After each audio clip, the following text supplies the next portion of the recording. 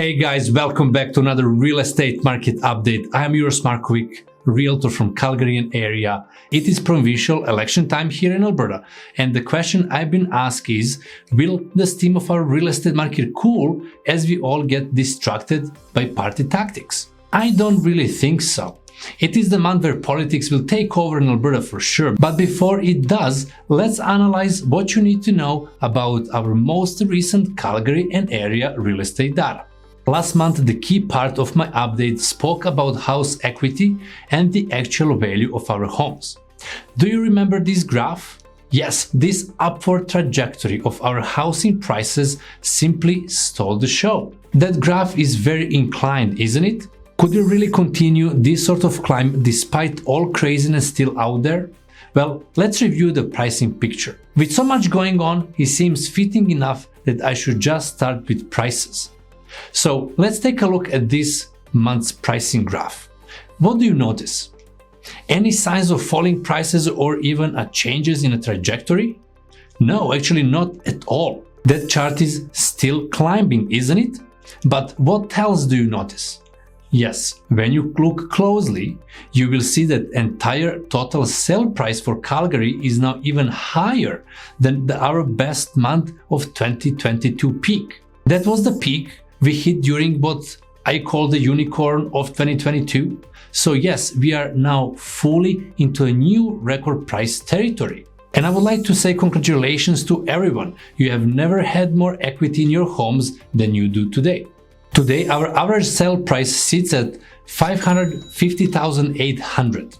Speaking specifically about detached homes, they are now up to $661,900. Another new highs and 2.4% increase year over year. Semi-detached are now up to $593,200, another 2.3% increase. Row homes are up to $387,400, up 7.4%. And apartments are up all the way to almost $300,000, to be exact, $299,400, and with the full 10.2% increase year over year.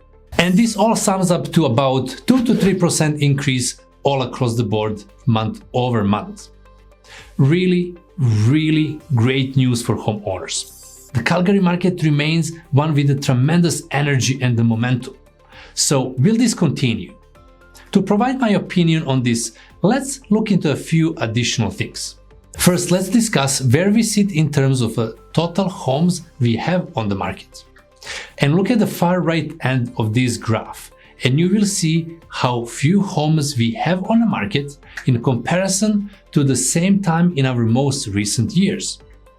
Now, let's flip to March graph so you can look at it too. Look at the steady decline year over year. Okay, let's flip back again to April. This is all-time low territory for the last 15 years. Honestly, it's not even close.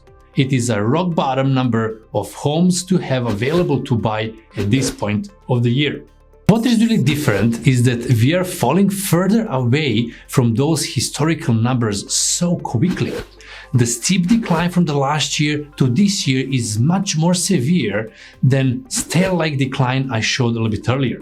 Is it that Calgarians aren't listing their home nearly as much in the past? Or is that why our inventory is so low? The far right bar is year-to-date new listings. It is pretty much in line with the most of the chart, right? So a lack of new listings really is not the problem, is it? What we need to take into the account is the demand side of the equation, meaning the number of people currently looking to purchase homes. When you couple the active number of homes on the market with the fact that there isn't an increase of new homes coming to the market, you get this. With the sale volume shows here, which still remains well above 15-year average. The number of homes coming into the market simply aren't enough to keep up with demand. And this situation has resulted in April ending with fewer homes on the market than it started with. Honestly, I don't think that it has ever happened in our history. April through June are months where we always climb, but not now.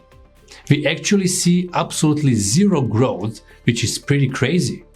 Not only did our inventory stay flat, but our months of supply actually dropped, meaning how quickly we would sell through everything in our current pace of sales if nothing new has listed on the market.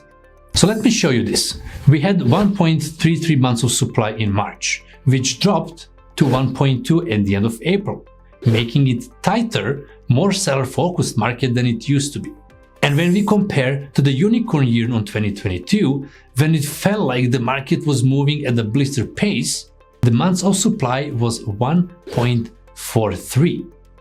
So we are now 16% faster than the crazy time. I mean, that's mind-blowing. So here is the overall graph for true context. As quick as 1.2 months of supply is overall, the detached segment is at 1.12. Semis are at 1.21, row homes are 0.95, and the apartments are slowest but still flirting around 1.49. So in the summary, where do we go from here?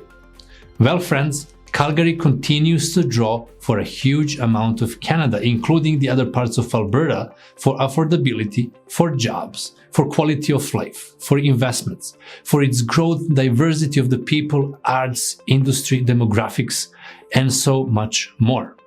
This trend will continue for years and years to come. And here is the kicker.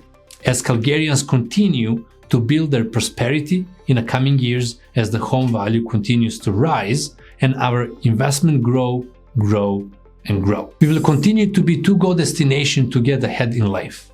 Not only has the world woken up to us, but Calgarians have awakened to the potential in our own backyard. Together, this is a powerful force. If you are in a need for some help for your specific situation, just drop me a message or email me at the email address below. And it is hard to finish election month market update without any touch on the politics. I think that we cannot afford to have 2015 to 2019 politics where the ideology and incompetency prevailed over common sense, good governance, and responsibility. Be mindful how you cast your vote. Have a great month.